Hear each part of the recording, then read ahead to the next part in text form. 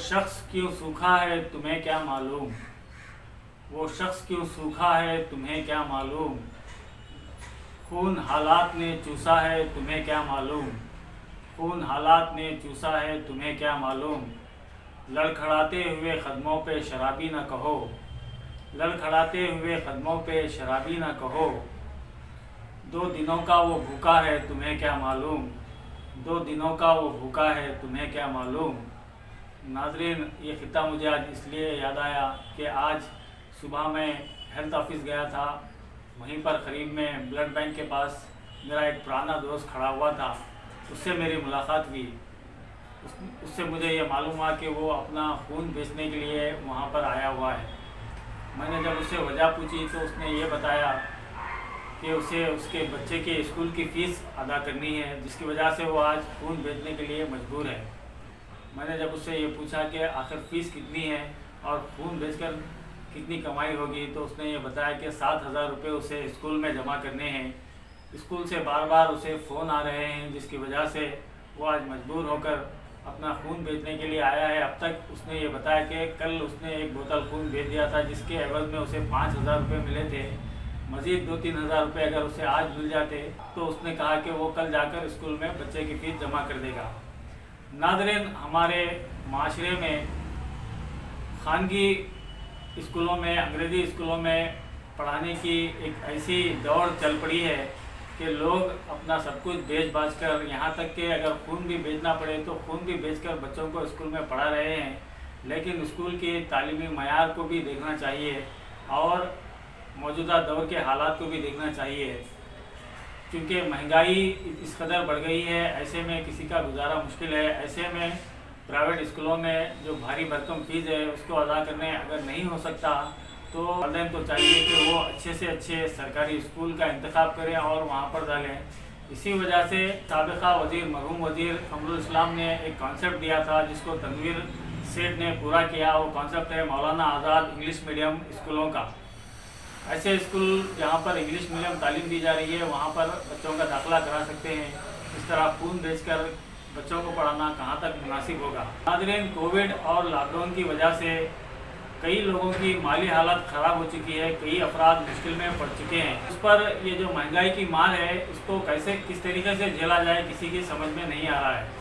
इसी सिलसिले में एक दानिश्वर ने कहा कि तुम कोविड से तो बच गए हो, लेकिन महंगाई से किस तरह बचोगे और स्कूल की फ़ीसों से किस तरह बचोगे।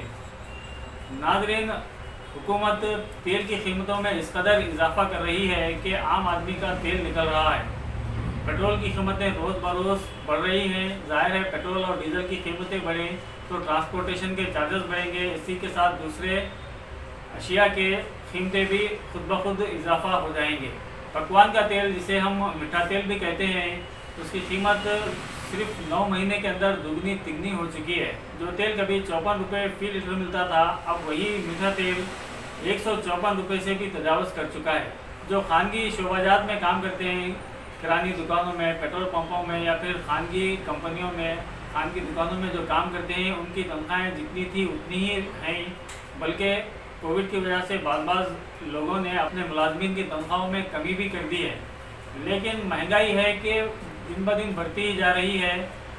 जिसकी तनख्वाह 5-6 हज़ार रुपये थी, उसको 9 महीने पहले पकवान का तेल 54 रुपये में मिलता था, अब उसके 100 रुपये पकवान के तेल में ज़ायद खर्च हो रहे हैं। अगर एक महीने में 2 लीटर भी वो पकवान का तेल इस्तेमाल करते हैं तो 200 रुपये ज़ायद हो रहे हैं। इसी तरीके से अगर पेट्रोल गुज़िश्ता दिनों वो 80 रुपये का डलवाते थे तो अब उन्हें 120 रुपये का पेट्रोल डलवाना पड़ रहा है। रोज़ाना 20 रुपये का इजाफा अगर हम समझ कर चलें तो माहाना 600 रुपये पेट्रोल पर ज़ायद खर्च हो रहा है। इसी तरह खर्चों पे ज़ायद पैसे जा रहे हैं, जबकि तनख्वाहें उतनी ही है।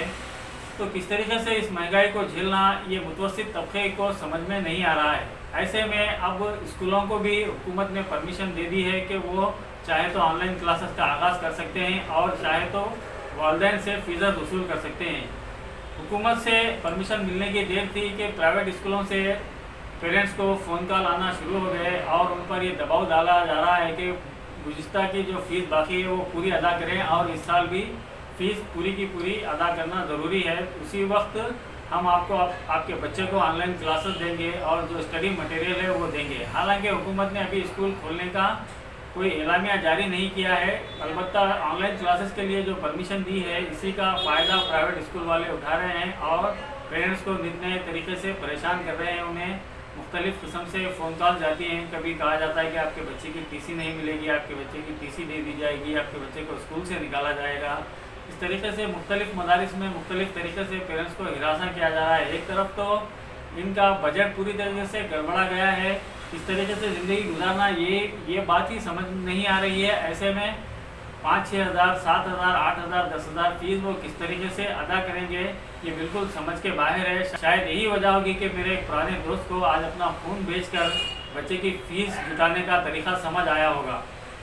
जाने ऐसे कितने लोग होंगे, जाने ऐसे हमारे कितने दोस्त अहबाब होंगे जिन्हें अपने बच्चों की फ़ीस अदा करने के लिए घर के बर्तन बेचने पड़ रहे होंगे, अपने जेवरात बेचने पड़ रहे होंगे या फिर घर के सामान बेचने पड़ रहे होंगे और जाने क्या क्या अशिया बिक रही होंगी। बहरहाल नाज़रीन, हमें प्राइवेट स्कूल वालों से या फिर उनकी इंतज़ामिया से कोई शिकायत नहीं है। उन्हें भी टीचरों को तनख्वाहें देनी होती है जिसकी वजह से उन्हें भी शायद सख्ती करनी पड़ रही होगी।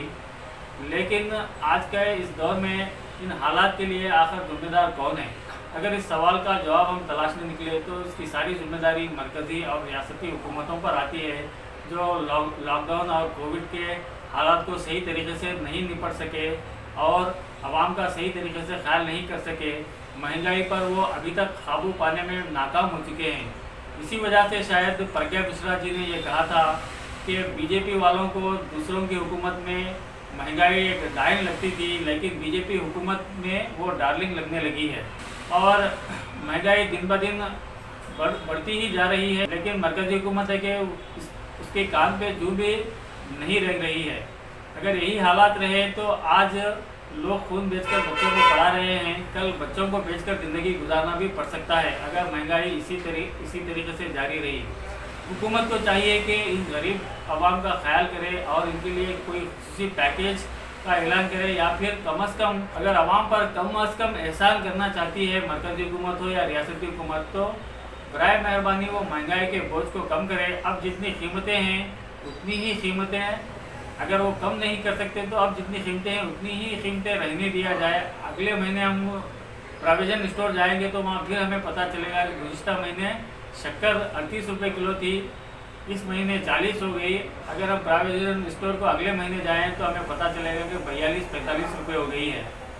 तो कम से कम आगे तो बढ़ने ना दिया जाए ताकि लोग अपनी ज़िंदगी को एक सलीके के साथ गुजार सकें। पहले ही बजट इतना गड़बड़ा गया है कि अब ज़िंदगी गुजारना काफ़ी मुश्किल नज़र आ रहा है। यही वजह है कि आए दिन हमें खुदकुशी के मामला सुनने में आ रहे हैं और ये महंगाई का ही बोझ है कि इस साल जो सरकारी डेटा सामने आया है उसके मुताबिक प्राइवेट स्कूलों से ज़्यादा गवर्नमेंट स्कूलों में एडमिशन्स हुए हैं। सरकारी डेटा के लिहाज से इस साल 66.9 यानी तकरीबन 67% बच्चों ने सरकारी स्कूलों में एडमिशन लिया है, जबकि 35 से भी कम फीसद बच्चों ने प्राइवेट स्कूलों में दाखिला लिया है। ये महंगाई की वजह से ही इस तरीके का इस साल डेटा सामने आया, मगर ये भी एक तरीके से खुशाइन बात है। लोग सरकारी स्कूलों को कमतर समझ रहे हैं, कमतर समझना छोड़ें और अपने बच्चों को अगर सरकारी स्कूलों में पढ़ाना चाहते हैं तो ज़रूर पढ़ाएं। अगर आपके अंदर उतनी अहलियत, उतनी ताकत नहीं है कि स्कूल की फ़ीस अदा कर सकें तो आप यकीनी आप अपने बच्चों को सरकारी स्कूलों में शरीक कराएं और आप पर ये जिम्मेदारी आयद है कि आप सरकारी स्कूलों के पीछे पड़ जाएं। अगर वहाँ पर मयारी तालीम कम हो तो आपको चाहिए कि आप अपने बच्चों को दाखिला ना दिलाने के बजाय दाखिला दिलाकर वहाँ के असातिज़ा के पीछे, वहाँ की इंतज़ामिया के पीछे, बीओ के पीछे और हुकूमत के पीछे पड़ जाए कि वहाँ का मयार तालीम को इस तरह इजाफ़ा किया जाए और उन पर यह दबाव डाला जाए कि वहाँ पर बच्चों को अच्छी और मयारी तालीम फराहम की जाए।